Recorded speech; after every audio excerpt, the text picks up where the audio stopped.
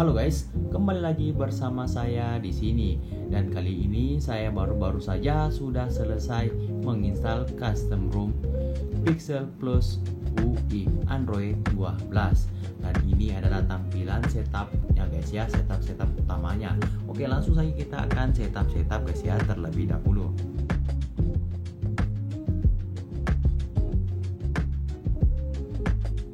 Ini adalah tampilan home screen dari custom ROM Pixel Plus UI Android 12 guys ya. Oke, langsung saja kita akan review apa saja yang menarik dari custom ROM Pixel Plus Android 12 ini guys. Oke, langsung saja kita mulai dari ini guys ya, dari launchernya. Apakah dia menggunakan launcher Pixel? Yap, dia menggunakan peluncur Pixel atau launcher Pixel. Mantap sekali guys ya. Dan selanjutnya kita lihat untuk aplikasi bawahannya.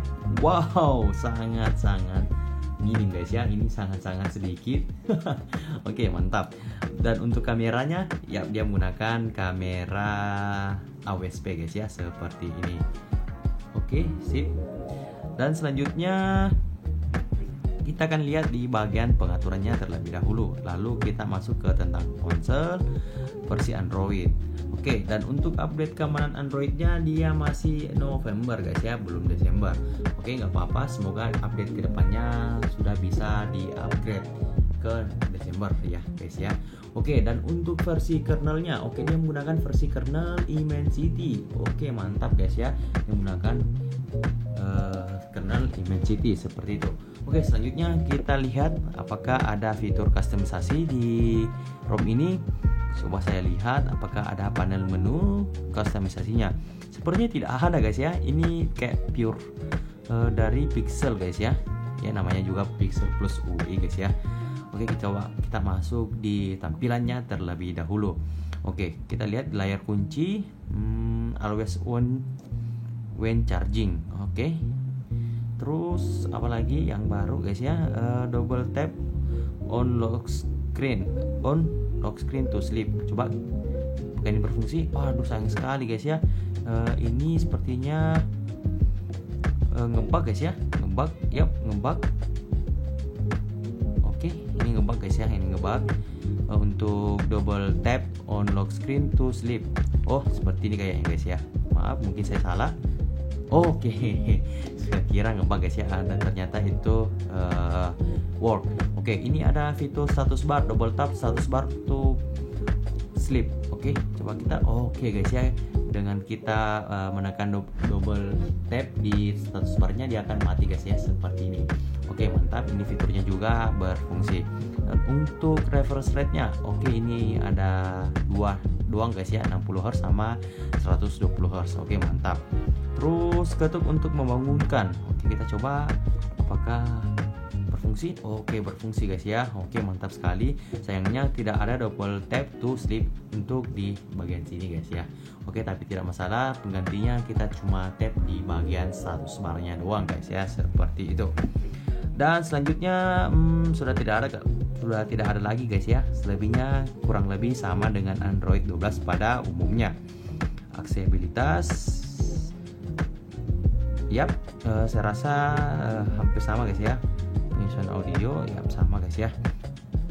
Yap, seperti itu guys ya. Sudah tidak ada lagi. Saya akan install aplikasi performa terlebih dahulu. Sekaligus saya akan mengetes performanya. Apakah performa di custom ROM ini mantap atau tidak. Oke guys, di sini saya sudah selesai menginstal beberapa aplikasi performance dan sekaligus saya sudah ngetes performanya guys. Langsung saja kita lihat hasilnya. Kita mulai dari AnTuTu benchmark terlebih dahulu. Oke, untuk skor AnTuTu benchmark dia mendapatkan skor seperti ini guys ya. Dan untuk suhunya dia seperti ini. Oke, mantap. Dan selanjutnya untuk Geekbench 5. Yap, untuk skor Geekbench 5 dia mendapatkan seperti ini guys ya. Di single core di 653 dan untuk multi core-nya di 1708. Seperti itu ya guys ya. Oke, mantap. Selanjutnya untuk CPU throttling. Waduh, untung saya sudah screenshot sebelumnya guys ya. Nah, inilah dia guys ya untuk CPU throttling-nya, dan untuk settingannya di sini saya menggunakan default guys ya. Dan di sini saya ngetesnya selama 6 menit dan beginilah hasil CPU throttling-nya guys. Oke, mantap. Selanjutnya saya akan tes bermain game guys ya, yaitu Genshin Impact dan juga PUBG Mobile. Untuk game pertama yaitu Genshin Impact, dan untuk settingannya itu sendiri di sini saya menggunakan settingan highest 60 fps guys ya. Yap, mantap. Langsung saja kita mengetes berkeliling-keliling kota di Genshin Impact guys ya. Dan untuk fps-nya sendiri ada di sini guys ya, silakan disimak.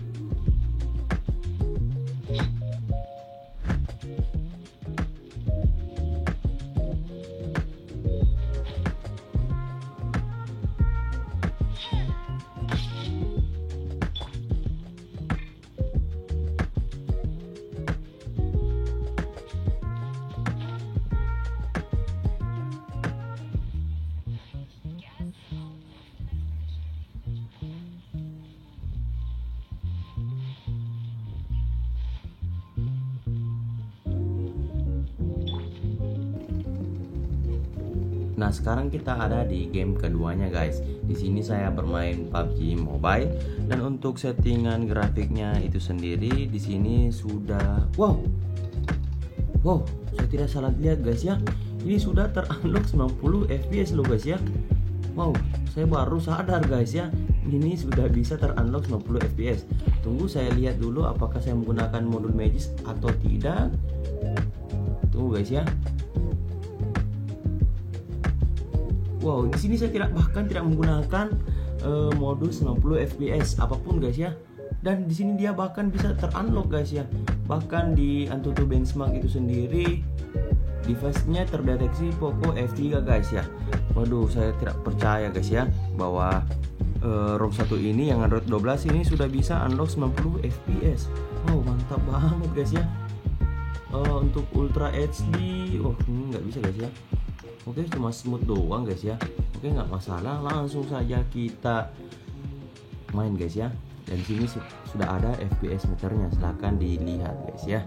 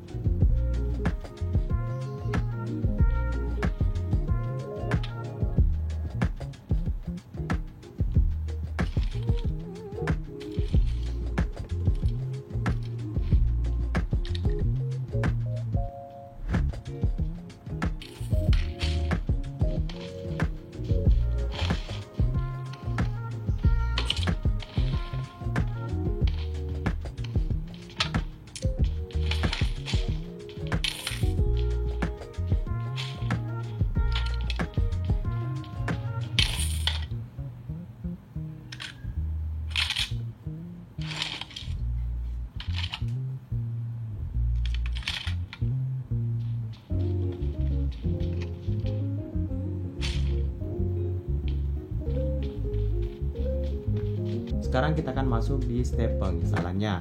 Tetapi sebelum itu saya ingin memberitahu kepada kalian semua bahwa di sini saya menggunakan MIUI VN versi Android 12 bahasa Cina beta ya guys ya. Untuk review mengenai ROM ini saya sudah buatkan video saya sebelumnya guys ya. Silahkan dicek aja guys ya.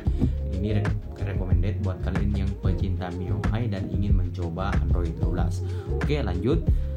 Nah, sebelum kita masuk ke penginstalannya, kalian wajib banget yang namanya membackup data-data kalian. Nah, ini tentunya akan menghapus data-data kalian guys ya. Nah, maka dari itu kalian harus membackup data-data penting kalian. baik itu secara offline maupun online guys ya. Dan yang kedua di sini kalian sediakan yang namanya USB OTG. Mengingat Poco F3 ini tidak menyediakan yang namanya slot micro SD. Sebenarnya bisa juga guys ya kalian menggunakan internal, tetapi di channel ini menyarankan kalian menggunakan USB OTG agar menghindari yang tidak diinginkan seperti itu.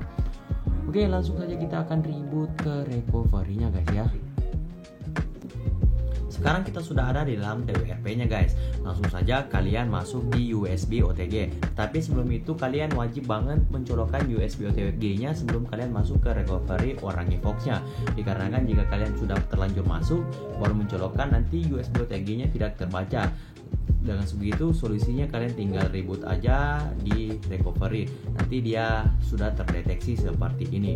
Oke, kita lanjut, langsung saja kita install Pixel Plus UI nya guys ya, seperti ini. Salah guys ya, kita salah tekan ini. Yap, Pixel Plus UI. Dan sebelum kalian suatu install, kalian tambahkan lagi file satu guys ya, yaitu file OrangeFox nya. Nah, kita wajib banget menginstal lagi recovery setelah menginstal ROM-nya. Jika kita tidak menginstal OrangeFox nya lagi, nanti TWRP-nya bakalan hilang guys ya, seperti itu. Oke guys, di sini sudah selesai guys ya. Ini sudah sukses dan di sini dia sudah sekaligus menginstal recovery-nya kembali guys. Langsung saja kita masuk lagi ke menu, lalu kalian pilih reboot ke recovery untuk melakukan wipe beserta format data. Oke, kita sudah reboot ke recovery lagi. Mungkin ada yang bertanya, bang, kenapa wipe-nya dan format datanya itu di akhir, kenapa bukan di awal? Ya, dikarenakan Android 12 itu beberapa kita harus dulu menginstal ROM-nya dulu, lalu kita wipe data dan format data.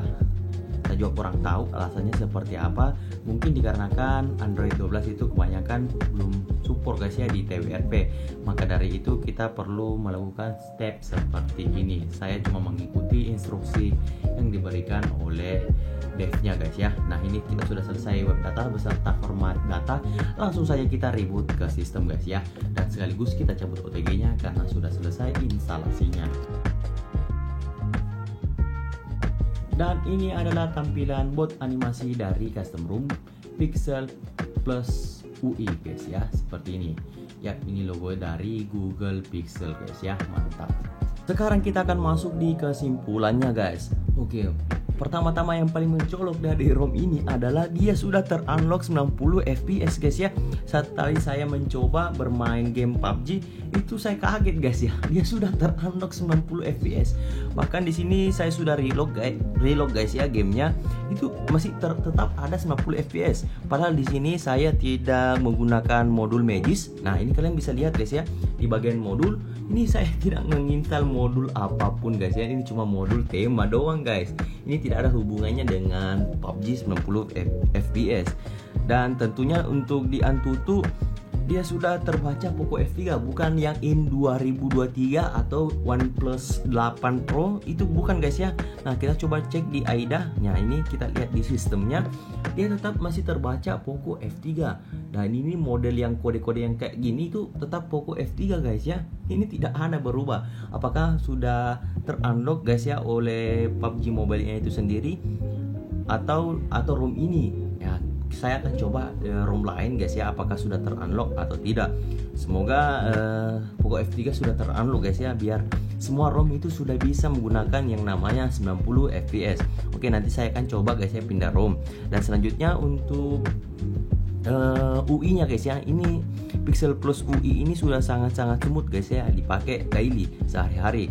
Dan untuk konsumsi baterainya itu sendiri kalian bisa lihat guys ya, mana itu baterai. Ini baterai, penggunaan baterai. Nah, di sini saya sudah menggunakan selama 24 jam terakhir.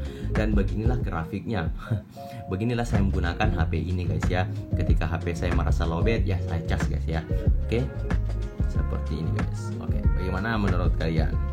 Oke, untuk kecepatan chargingnya mungkin ada yang bertanya, bang, bagaimana kecepatan chargingnya? Oke, di sini saya sudah screenshot guys ya. Yep. Nah, beginilah screenshotan dari kecepatan chargingnya guys. Di sini saya ngecas 30%, dia cuma mentok di 2290. Ya, seperti itu guys ya. Saya kurang tahu apakah suhunya panas mempengaruhi atau tidak. Nah, oke. Tapi saya rasa rata-rata di Android 12 itu dia mentok di 3000 mAh guys ya. Untuk kalian yang ingin lebih cepat ngecas, silahkan gunakan modul fast charging atau modul thermal mode guys ya, seperti itu. Oke, selanjutnya untuk kekurangannya, saya menemukan satu kekurangan guys ya. Mungkin gak semua yang berpengaruh, tapi buat saya juga itu berpengaruh guys ya. Di saat kita ngecas sambil mati, ini yang HP kita dimatikan, itu dia mentok logo doang guys ya, tidak ada animasi charging seperti biasanya yang warna hijau itu guys ya, yang jalan-jalan yang seperti itu nggak ada guys ya, dia cuma mentok logo Poco doang, tapi itu tetap ngecas kok guys ya. Oke, mungkin saya rasa review mengenai Pixel Plus UI ini cukup sampai sini guys ya. Semoga bermanfaat buat kalian semua. Dan jika kalian suka dengan video ini, silahkan tinggalkan like dan komen di bawah guys ya. Dan jika kalian belum subscribe, bantu subscribe agar channel ini berkembang. Oke, saya akhiri videonya. See you until next time.